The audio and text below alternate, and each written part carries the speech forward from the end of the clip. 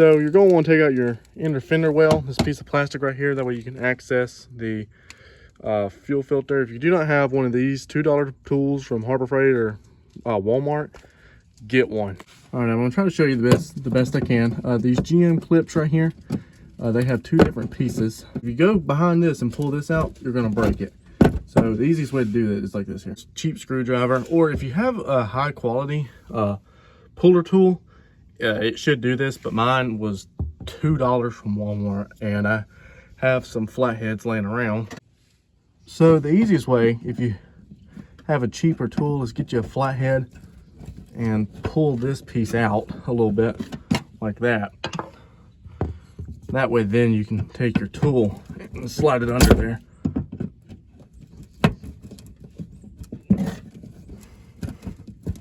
And then pull it out. Like that. And these GM clips are two pieces, so you gotta get the stud out and then get the clip piece out.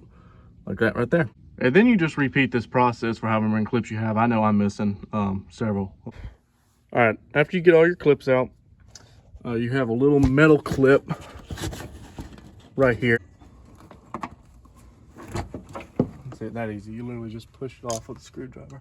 And the whole fender well will come out. Like this right here. You can take your tire off, especially if you really have to torque down on your filter right there to get it off.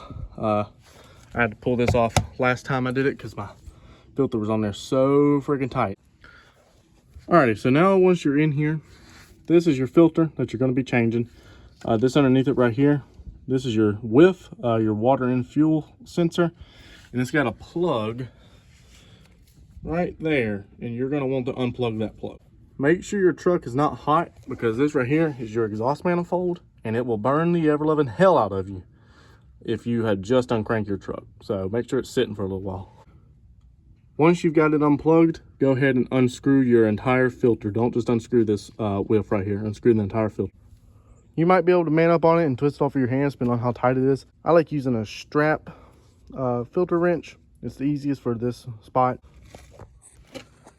When you're putting this on, you've got some wires back here. Make sure you don't grab that. You don't want to rip that out. And then once you just break it loose, like I just did off camera, unfortunately I don't have any way to film that part. Once you break it loose, you're going to be able to hand spin it off like this right here. And there is diesel in here, so be prepared for that.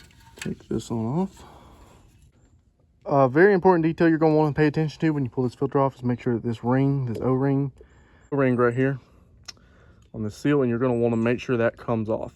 Be very gentle with this part of taking this WIF sensor off, because if you break it, that is a whole new can of worms to replace that. And there is an O-ring on this as well.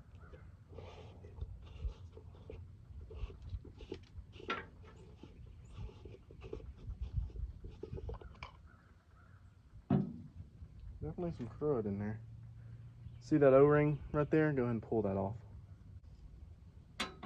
Save this and be very gentle with it. So with your new filter,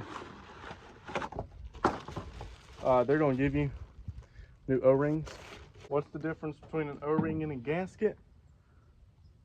An O-ring needs lubrication. So let's get you a little bit of motor oil, dump it all over the place, and just make sure that you get this O-ring right here good and coated. That way it's not going to tear, cause any leaks. And then you just want to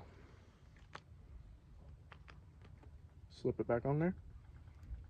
And then go ahead and screw this back into your new filter. But like I said, be gentle and don't go absolutely ham on it and tear it up, because you tear it up, you're in trouble. So they recommend hand tight and half turn is literally what it says on the filter right there, hand tight and half turn. Lubricate our big O-ring, and then we're going to slap the filter back on the truck, and then I'm going to try to prime it. Alrighty, I'm not filming myself screwing it back in. Pretty self-explanatory. Make sure that you plug this WIF back up. This next part, you're going to need a 13mm socket. If you can get it on a screwdriver like this, it's a little easier, but a ratchet is just fine. So See that bolt right there? You can also use a flathead, but these bolts are plastic, so I don't recommend that. You're gonna want to head and just crack this. This is just a little breather, and you don't want to take it all the way out, just crack it. So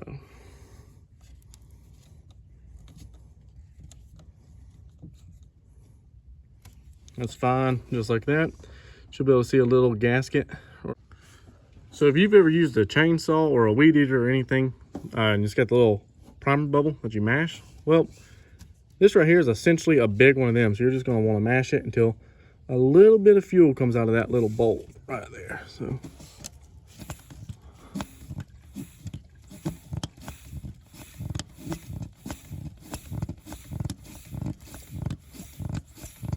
it takes a minute. It's a pretty big filter to fill up.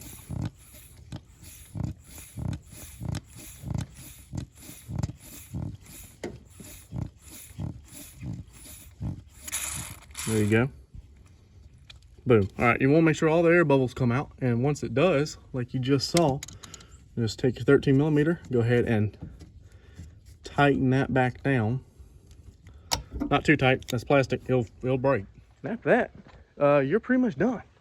You should be able to hop in her and start her right up, because she's primed, she's mean, and she's ready to go.